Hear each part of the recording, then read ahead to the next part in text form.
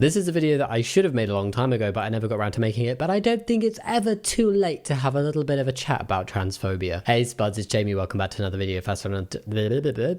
What is my intro? Hello, my name is Jamie. Welcome back to another video, or your first, I don't know. Welcome either way, very glad to have you here. Thank you for clicking on today's video, because today we are having a chat about the transgender agenda in schools. Oh yes, essentially I came across this tweet several years ago, should have reacted to it at the time, didn't want to, so I put it in a folder and was like, I'll do that at some point soon, and now here we are multiple years later finally making this video. But I feel like the content is still relevant and it's a concept that is still happening, as in trans kids and trans awareness and education happening in schools is still under attack. So I feel like it's still a relevant conversation, and this is a good thing to have a chat about in that context. So yes, I don't even know if that fully explains what this video is about really. It feels very cryptic, but we're just going to react to the stuff that I found about this and then have a chat about it. You ready? I have my trans cup because I am trans, peak trans. So it all starts with a tweet, and this was done back when Twitter was Twitter. So my mum, a primary school head teacher, was sent this to her school yesterday, apparently sent to every school in the country, and there's a selection of photographs within that tweet, one of which is what I think is like a DVD, super old school. This was not sent in the noughties, this was in the 2020s. The Transgender Agenda, a scientific and compassionate response. Do we really think it's going to be scientific and compassionate? This DVD contains 28-minute main feature, extras, 10 short interviews, 1 slide presentation. Children need care and guidance. The vulnerable need protection. A troubling ideology is targeting our children. Medical and education professionals speak out. This sounds very much like somebody read a synopsis of rapid onset gender dysphoria and was like, oh my god, I need to run with this and be terrified. Not realizing that it's a total load of rubbish. So they sent this DVD out to a bunch of primary schools in the UK, I think. That's really fascinating. And there was a letter with it. So Truth in Science, the Transgender Agenda DVD for schools. Dear head teacher, please find enclosed a 28-minute DVD on the subject of transgenderism and its influence on young children. They're very specific about the 28 minutes. I probably would have just said half hour. It's near enough, right? Or just make it 2 minutes longer. This information video expresses the concern that professionals have regarding how the most vulnerable in society may be confused about their own gender identity. When they say the most vulnerable in society, is that them referring to children? I'm not really sure. This is something that most children grow out of when they go through the natural stage of puberty. Actually, if we're talking from like a scientific perspective, which is what they are claiming to be, truth in science, the science actually shows us that puberty shows a sharp increase in the discomfort of trans kids, and even old like rubbish desistance studies, and desistance is where kids like grow out of being trans and persistence is where they continue identifying as such. We'll talk about why they're rubbish in a second, but even those studies found that if kids were still identifying as trans at puberty, they were much more likely to carry on through adulthood as well. So the fact that they are saying it's something that most children grow out of when they go through the natural stage of puberty is in direct conflict with what we actually understand about trans people for like multiple different reasons. Puberty is quite pivotal, but not in the way they're talking about it. And the desistance myth, basically a bunch of really bad research was done quite a while ago that showed that like 80% of like trans kids will grow out of it,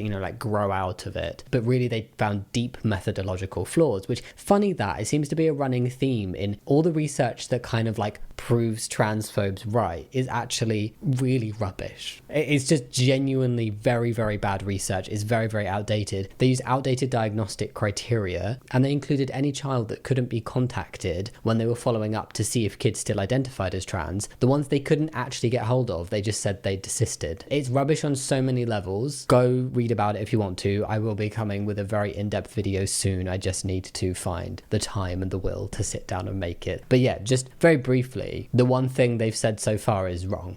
However, in recent years, more and more children, usually teenage girls, are wanting to be the opposite sex. It's such inflammatory language though, because it's not about like wanting, and it's not about there being an increase in the number of trans kids or trans people. There's no want to be trans. Like, people are trans, some people are just trans. That is it. In terms of the increase, it's basically just when something becomes more represented and more understood within society and more spoken about, more people then then get the language to understand how they're feeling and explain how they're feeling. They get that language younger as well. So we see more people coming out and being comfortable to be themselves. It doesn't make them something different, doesn't make them trans, doesn't make them left-handed, which is an example I use quite a lot. It merely shows people that they can be the thing that they are. This is fueled by social media, which suggests anyone can be whatever gender they choose to be. I mean, I don't know why they're getting so fussy about it. I do like the trope of like, It's social media's fault. they always blame Tumblr. This misinformation can lead to a chain of events we as professionals are alarmed at. In some children, the delaying of puberty through the administration of puberty blockers, followed by a lifetime of hormone injections with their unknown long-term physiological effects, and for some, irreversible surgery of healthy bodies. That was a long sentence. What's bad about puberty blockers? They've been used for decades in cis kids with precocious puberty. Nobody ever had an issue with puberty blockers being used in the treatment of children until they were helping trans kids. Then suddenly, big problem. A lifetime of hormone injections with their unknown long-term physiological effects. People have been treated for decades. People have been taking hormones for decades. Cis people take hormone replacement therapy. Like, what kind of rubbish are they on? Say it's acting as if it's some like newfangled terrifying thing we know absolutely nothing about when it comes to trans people. The hormone replacement therapy that trans people take was initially designed for cis people. There seems to be this like medical willingness to help cis people, and then that same medication that's deemed safe for them, taken in the same way, is then suddenly inappropriate when it helps trans people. And then irreversible surgery of healthy bodies. I absolutely despise this whole terminology of like Healthy bodies. and they really like to go for like Cutting off healthy breasts. that seems to be a common thing. I don't know if it's going to come up here, but I wouldn't be surprised. The phrasing is always really insidious of like they start talking about children and then forget to mention that the only thing that a child would be able to access would be puberty blockers and socially transitioning. And puberty blockers are now banned in the UK for trans kids only. Cis kids can still take them. Funny that. I'm sure it's something that's going to be temporary because I have faith. But prior to their access being restricted, they were really hard to access anyway. And they literally are reversible. Kids go on them, they delay puberty, they give kids more time to think, give them more time to figure out who they are. And by putting it all in one sentence, then finishes with irreversible surgery when you start it with the term child and children, makes it sound like those children are getting those surgeries when they are not. This dramatic course of action is unprecedented in medical science with no knowledge of the long-term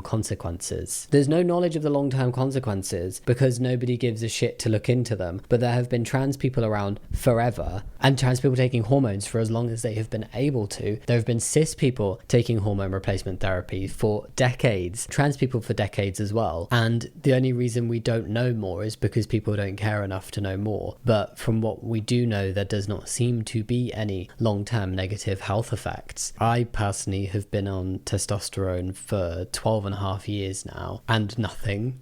And I know of people who've been on for decades, like 20, 30 years. Absolutely fine. Unprecedented in medical science. They do realize that we are significantly behind in our knowledge of trans medicine because the Nazis burned the research during World War II. Like, this is how long that we as like a Western society have been aware of trans people in a medical sense. It predates that by quite a bit, but we lost so much information, we lost so much research, we lost so much knowledge due to that research being burnt. This all just boils down again to transphobia, and they're being transphobic by relying on transphobia having restricted our knowledge in some way of trans people. They're basically saying, oh, because we're transphobic, we don't know enough, so we're going to carry on being transphobic rather than trying to educate ourselves. There is lots of research out there now, though, if you want to go have a look. The promise that by changing the body to fit the mind will resolve the dysphoria felt is not realized, contributing to a significant increase in they did not send this to schools. There is such a large body of research that shows that socially transitioning, kids being allowed to transition, kids having access to things like puberty blockers, trans people taking hormones, trans people having surgeries, trans people just generally being able to live as themselves, increases well-being, decreases depression, decreases anxiety, decreases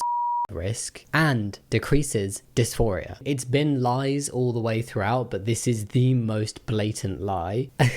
Oh, no. Children are not informed that this course of action will make them sterile. It won't necessarily make them sterile, and people are fully informed about the effects of taking certain medications, or that they are subject to a variety of long-term bodily and mental health issues. Like what? This is what really frustrates me about transphobes, is that they're like, we are medical and educational professionals, and what we're going to do is we're going to spout a bunch of transphobic rhetoric that we found on Twitter, and we've decided to believe because we don't like trans people, and we're going to now put it in this letter, make ourselves sound really official, but not give you any extra reading, not give you any resources, not give you any references or citations for what we're saying so that you could go and fact check what we're saying. We're just expecting people to believe us. And unfortunately, some people do believe them. This paragraph, transitioning won't help dysphoria, and there's an increase in and like subject to a variety of long-term bodily and mental health issues. Those things are actually all true if people are not allowed to be themselves, if people are denied the gender affirmative approach, if people are denied access to appropriate healthcare and denied the ability to live as their true selves. The Transgender Agenda DVD represents the voices of professionals who are deeply concerned about how vulnerable children are being subject to an unregulated live experiment that will rob them of the opportunity to become balanced, healthy adults. This is a painful read, and we've got a video to watch after this. It's not the 28-minute one. It's a trailer, I think. I don't know which bit of it is. It's just a bit that I found. We allow doctors, surgeons, pediatricians, and experts in genetics and endocrinology, the study of hormones, to express their professional concerns. Children are not to be experimented upon, but to be protected and nurtured. As adults, we have a responsibility to be informed on these matters and a duty of care to safeguard children from potential harm. We encourage you to watch this brief and informative video, which is a scientific and compassionate response to transgender ideology. I mean, calling it an ideology in the first place shows that you're not coming from a place of science or compassion, from experts in their field. We have no agenda other than the well-being of children and to see them develop into healthy, well-rounded adults with an opportunity of a full life. Then you will let them get the appropriate healthcare. If they are trans, if they are having questions over their gender, you will allow them to access the appropriate healthcare, which for children is them just talking. It's talking therapy. It's allowing them to explore their expression, explore their identities, and figure out what makes them comfortable and who they are. If you want kids to grow up to be well-rounded and have a full life, research literally shows that trans kids who are allowed to be themselves grow up to have better mental health than those who are not allowed. And the mental health of those who are allowed to be themselves is comparable to their cis peers. That is what we're looking for. We are looking for trans kids who are allowed to be themselves, who grow into trans adults, because all trans adults are a trans kid. They just maybe didn't know it yet. And if someone trans can know when they're a kid, then that is ideal. We want to give trans people the opportunity to grow up and have good mental health and be well-rounded and be their true selves. It's so bizarre that they're trying to literally say that transitioning will do the opposite of what it actually does. This is just beyond uncomfortable. So what we're going to watch now is a 4-minute trailer of the Transgender Agenda, a scientific and passionately transphobic, a scientific and compassionate response. The key question is, what do you do with someone who has a mismatch between their body and their beliefs? Do you change the body to match the beliefs, or do you help them to be reconciled to their body? So straight away, the first thing they've said in the first 15 seconds is, do we allow people to access gender-affirming care, which is the scientifically supported and evidenced way to treat trans people? Or maybe an idea, maybe we should actually put them through conversion therapy. the thing that is shown to actually be very damaging for people's mental health and well-being. Yeah, let's do that one. That's what that question is. It's, do we allow people to go down a pathway that is shown to improve their well-being, the gender affirmative approach, or do we push them down conversion therapy, otherwise known as reparative therapy, if they're trying to avoid the conversion therapy route? But you cannot change the brain. You trying to say that is like, okay, fine, then show to me that you could take a cis kid and put them through some therapy and make them think they're trans. That's not gonna work. It's not even make them think they're trans, but make them trans. Make a cis kid trans. Make a straight person gay. They never try and do that. They would tell you that that is impossible, but then they think they can convert a trans kid to be cis. Is there a genetic case for transgenderism? If there is, we haven't found it, and I would say no, because Gender or sex is determined by which chromosomes, which are massive numbers of genes, you inherit when you are conceived. So this doctor in genetics thinks that chromosomes are the be-all and end-all of sex. What do they think of intersex people? What do they think of primary and secondary sex characteristics, roles in people's bodies? Do they genuinely think that regardless of body type, regardless of identity, regardless of how somebody is socialized, regardless of literally anything else in their lives, that they are only categorized as man or woman based on their chromosomes that we can't even see, and a majority of people don't even know? What if she took a chromosome test and found out that she actually had XY? It happens. People find that out. Fascinating. And I like how it's a conversation of, We don't know if there's a genetic component, but I've just decided there probably isn't. it's not very scientific. So that's before you even have a body. Whether you look for evidence in their genetics, or evidence in their bloodstream and their hormone patterns, or even evidence in their brain, you will not find any objective. I need to replay that because he sounds kind of similar to my dad, and that really threw me for a second. Whether you look for evidence in their genetics, or evidence in their bloodstream and their hormone patterns, or even evidence in their brain, you will not find any objective connotation that would bring that to some kind of reality. So this is an identity that exists in someone's mind. How do you know you're cis? How do you know that your gender is that? What if you were just a floating head? What would you identify as? Would that impact things? What about all the very, very many medical things that cannot be diagnosed through a blood test or a genetic test, and that are diagnosed through symptoms told to a doctor? If you're going to sit there and say that about trans people, that is equivalent to sitting there and saying that about any kind of thing that happens to somebody that cannot have a blood test done, that cannot be physically seen. What about gay people? There's not a blood test for that. What do they think then? And actually, there are theories of how trans people come about. There have been some brain studies done that have found similarities between the brains of trans people and their gender, rather than those of people of the same assigned birth sex. And I personally did research that looked into a physiological response and found trans men to be more male typical in this response than female typical. And like the point is that trans people existing, and the fact that it is hard to exist as a trans people in society, in the world, it's not easy, particularly for trans people with intersectional identities, particularly for like trans women of color. It is really not easy. It's not something that people would choose. It's not something that people would put themselves through unless they absolutely had to. So the mere fact that trans people exist and are living in this world and are being themselves in this world deserves and should be evidence enough that trans people are valid, trans people exist and are real, and being trans is a thing that is not just made up or wanted, but it is just a thing that people are. We cannot see gender, but your gender can be different to your assigned birth sex. And because the genitals and the brain of a fetus develop at different stages when in the womb, there's evidence that hormone fluctuations and levels that are kind of incorrect at certain stages of development can lead to the two developing in different directions, hence trans people. So we actually have like a relatively healthy body of research that indicates towards the existence and validity of trans people and provides evidence for such. And we would have a lot more if people gave more of a shit about the trans community. But really, we should just be listening to the trans people who are out there living their lives. Yeah, rather than transphobic doctors who are like, I don't believe it because I don't want to. I can't take a blood test. If I can't see it in your blood, I don't believe it. There is no biological basis, if you like, for what we now call transgender. there's no biological basis for what we now call transgender. For a bunch of doctors, they're really working out of the basic biology textbook on this one. I mean, it completely ignores the fact that we have evidence of the existence of trans people in societies from ancient times. I'm talking like, more than 2,000 years ago, the whole before Christ thing, there's evidence of trans people existing. The language has changed over the years, but we have so much historical evidence that there's been the existence of trans people and a third gender for such a long time and across different cultures that to sit here and call it some new phenomenon or say that we have no basis is ridiculous. Yet a potentially dangerous ideology has arisen that seeks to challenge the laws of nature.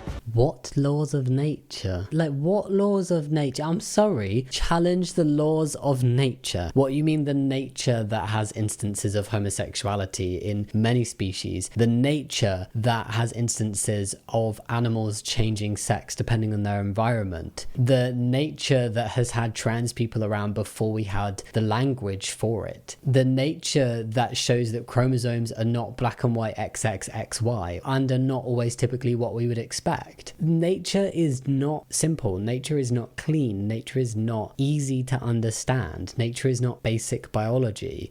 Sorry, a troubling ideology is targeting our children. Dear God. With irreversible consequences.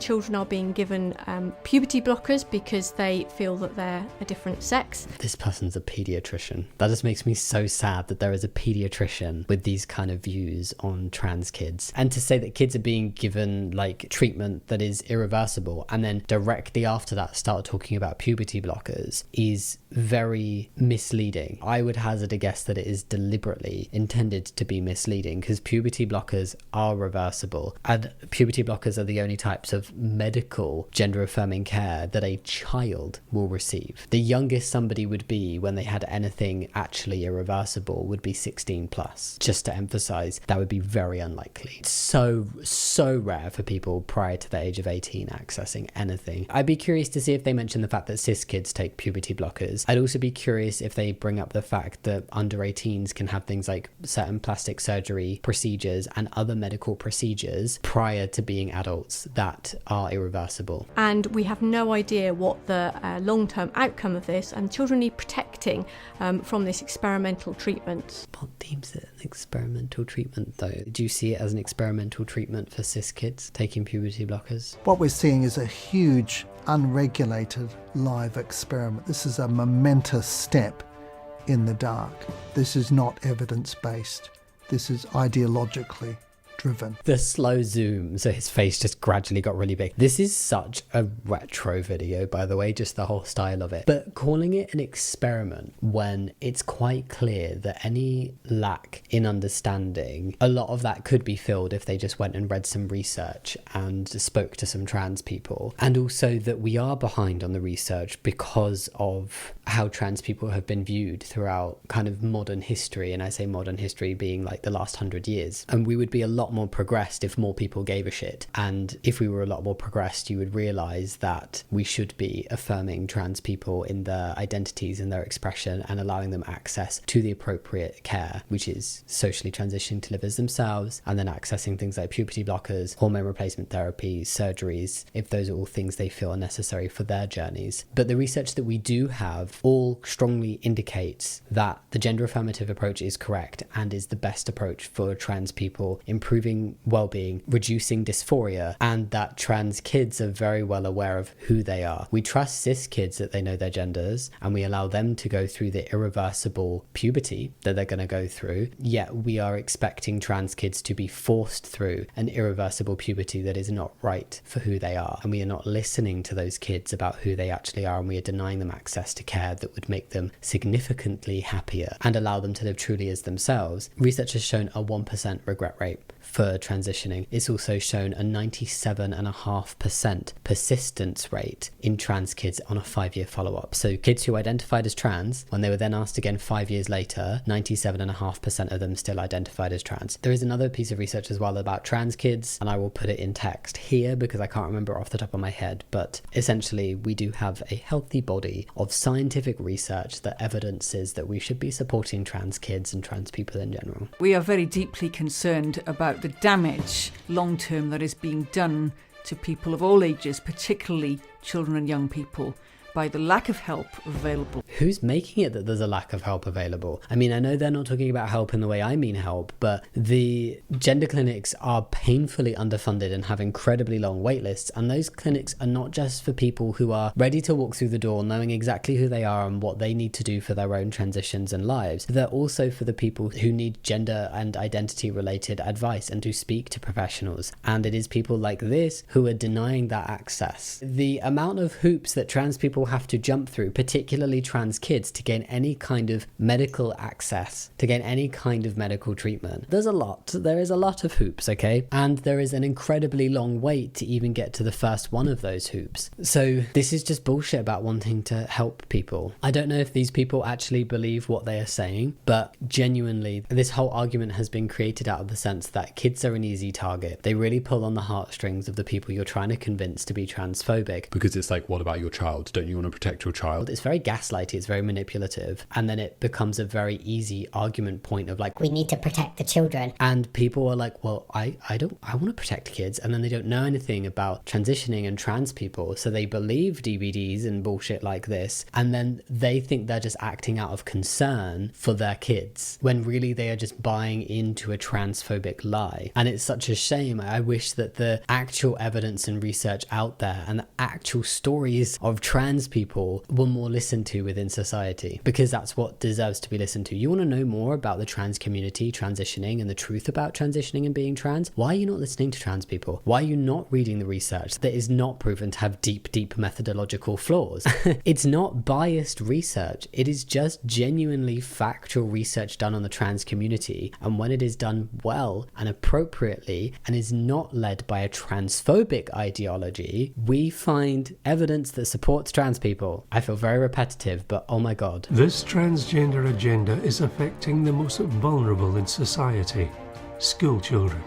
The state is taking over things that should be being taught by parents, and that we are losing our parental rights to teach children according to our beliefs. Sorry, what? I have a right to try and force my child to be as bigoted as possible, thank you. I don't want them learning about any of this LGBT nonsense. I learned about religion in school. I was brought up in a completely non-religious household. I am completely non-religious myself. Am I gonna go and campaign that my kids shouldn't be taught about religion? No, because them being taught about it doesn't make them that. A kid isn't gonna come home one day and be like, I learnt about triangles and now I'm a triangle. Like, they're trying to say that, one, I want my child to grow up having the exact same belief system as me, which is problematic because when you're a generation apart, you know, the world moves on, everything's going to shift slightly, and you need to accept that your kids are going to view the world differently to how you viewed it, and they're going to grow up in a world that is different to the world you grew up in, and that's okay, and we need to accept that. And I think it's wonderful when parents can accept that, because it helps them grow as people as well and not get stuck in the past. And the other point is, learning about something will not make you that thing. Learning that trans people exist does not make people trans. It just makes those who are trans aware that there's nothing wrong with them. If you want to pay attention to any bit in this video, that's the bit to pay attention to. This isn't about science, this isn't about medicine, this isn't actually about concern over children's well-being. Really what's coming across here is this is concern that children are going to grow up with a belief system that is more open-minded than their parents. And it sounds like it's coming from a parent who is like, I don't want my child to learn about this thing that I don't like. I don't want them to accept this thing that I don't accept. That has nothing to do with science or medicine or care. That's just everything to do with bigotry.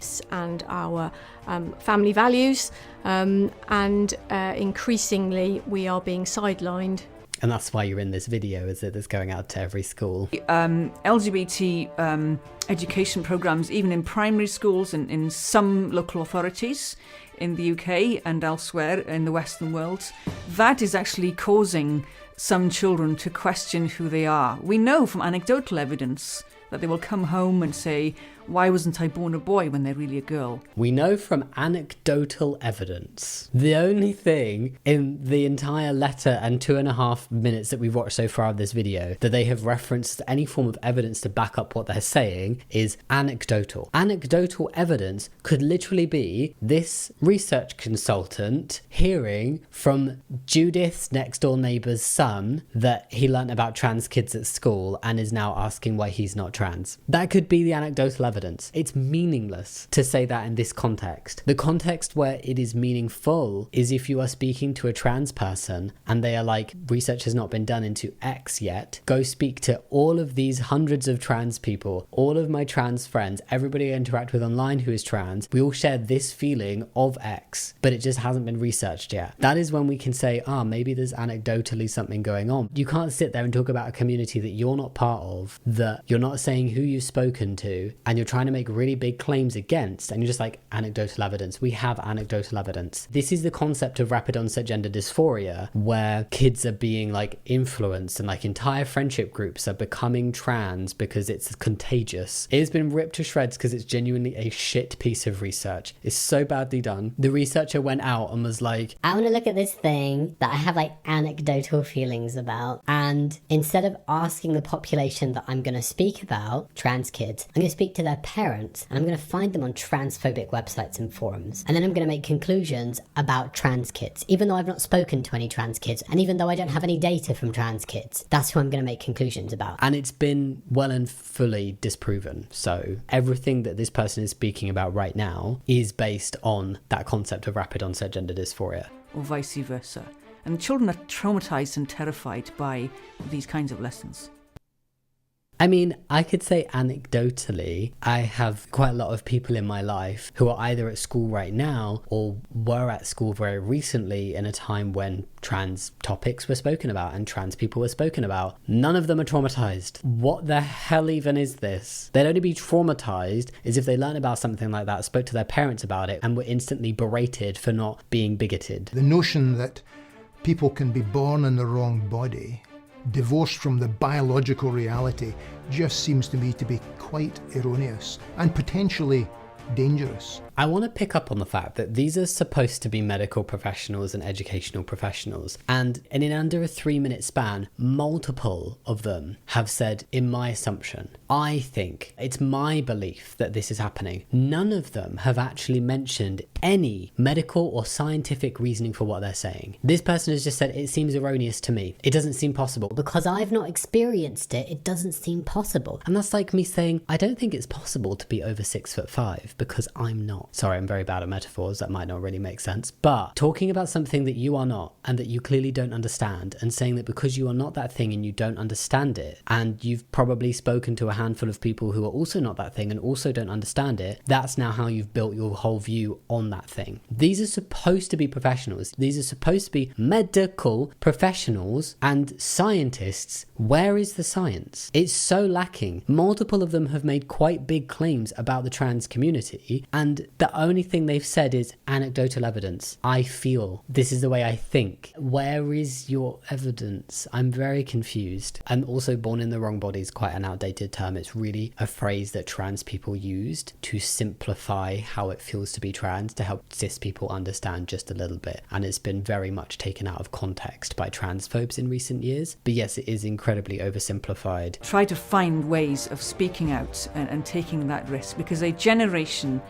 of people, especially children and young people now, are being harmed.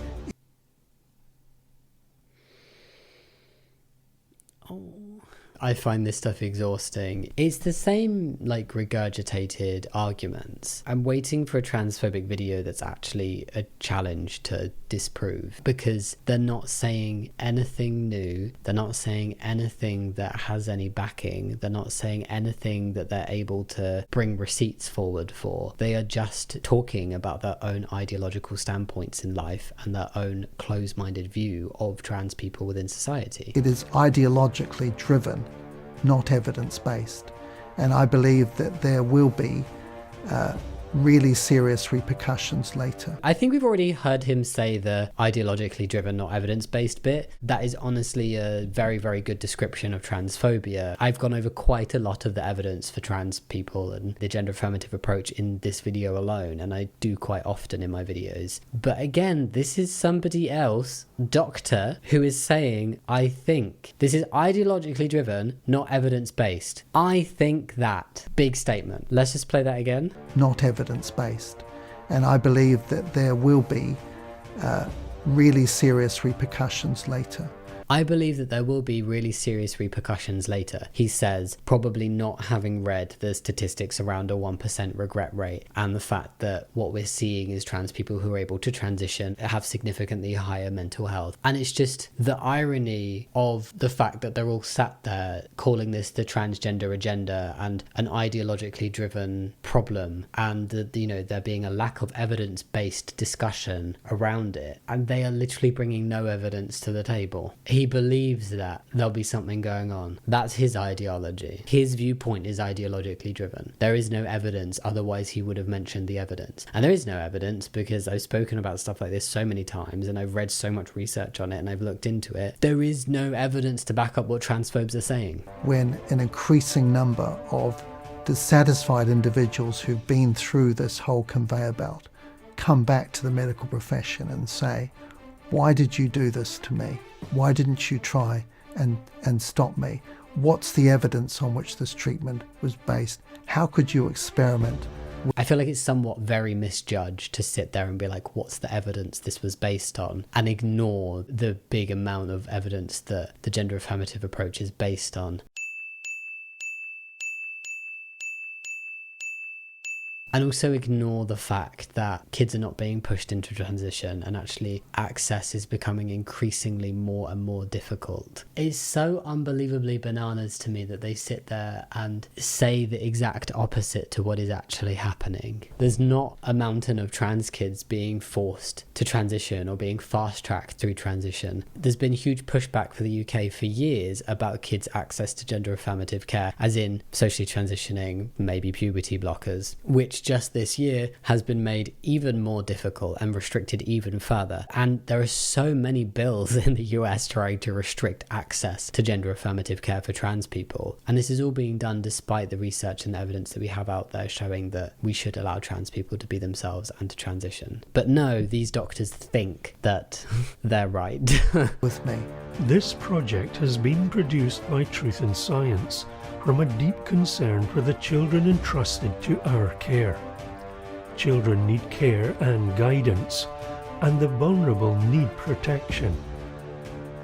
For further information, please review... We don't need further information. I think I said most of what I want to say about this throughout watching that video, but really, I do call bullshit on the whole this has been made from a standpoint of like genuine concern for vulnerable people, aka children, in this video's context, because there's no backing up at all of what they're saying and the claims they're making. There's a clear lack of understanding of what it means to be trans, who trans people are, what transitioning means, what types of transitioning are accessible for people at certain ages, and the mental health outcomes of trans people who transition and the low regret rates. There's just no mention. Everything in that video was all based on the feelings and personal mindsets of these individuals. Despite saying that it was a scientific response, there was no science in there. There were scientific words used to sound fancy, but it was all still coming from personal perspectives and anecdotal things that they just felt like saying because that's what they believe in life. I don't know the personal journeys of the people in this video and how they came to have the views they have. I don't know if they genuinely believe that there are children at risk right now in terms of being trans and transitioning. I don't know if they just are very transphobic and they have this strong belief that trans people shouldn't exist and shouldn't transition, so they're peddling this lie about trans kids to try and like convert as many people as possible to also being transphobic. I don't know what angle they're coming from. All I know is that if you are really genuinely concerned about something and you're genuinely concerned that it's impacting vulnerable people within society, then why is it that none of them even sounded like they'd read the research? Because surely you would go out there and you would read research. Surely you'd go out there and you'd speak to trans kids. Surely you would want to have a well-rounded, fully informed mindset on something before you went on a video like this labeled as a professional and spoke about it. Because in the end, you can really make yourself look quite silly if you don't do the proper reading and make what you're saying sound very unbelievable. I mean, it is unbelievable because what they said isn't true. But I can see how people who don't know anything could buy some of what was said in this video. What I would hope is that people would hear that and then want to look into it themselves and want to read more and read the research, read the accounts from trans people, because why are we making decisions about a group of people in society based on the opinions of people who are not part of that group? Why are we making decisions about the trans community, ignoring the research and ignoring what the trans community are saying, and instead listening to the clearly biased, clearly bigoted cis people who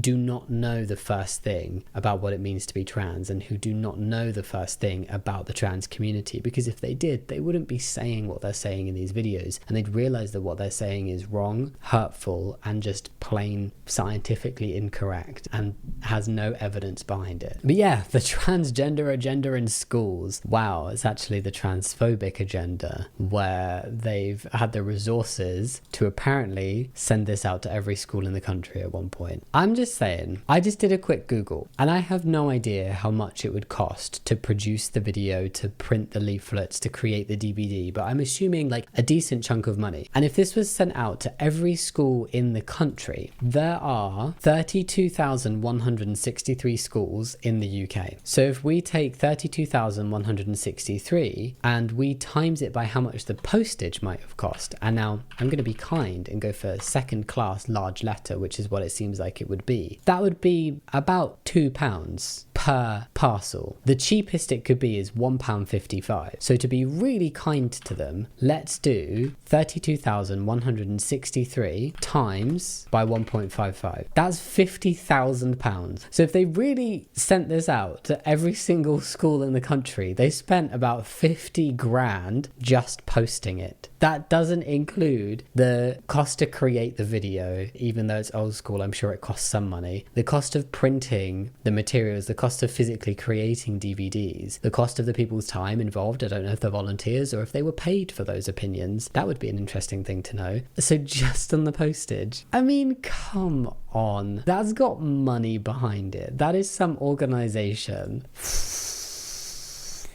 No. This is why it's increasingly difficult for trans voices to be heard, because there are so many organizations and people with platforms and voices and money who are putting their money and their platforms and their power behind being transphobic. And it's becoming more and more difficult for trans people to be heard and for trans allies to be heard. And that's why it's so important for allies to speak up in any way they can. A good way to start for any head teacher who received this would to have just been to put it in the bin and make sure that all they achieved was spending 50 grand on postage. Yeah, that was my breakdown of that. That was an interesting video. What a ride. If you like this video, please go drop a comment down below and let me know what you think. Think about giving a thumbs up and subscribing if you want to, but no pressure. And as always, thank you so much for watching. I'll see you next time. Much love. Bye.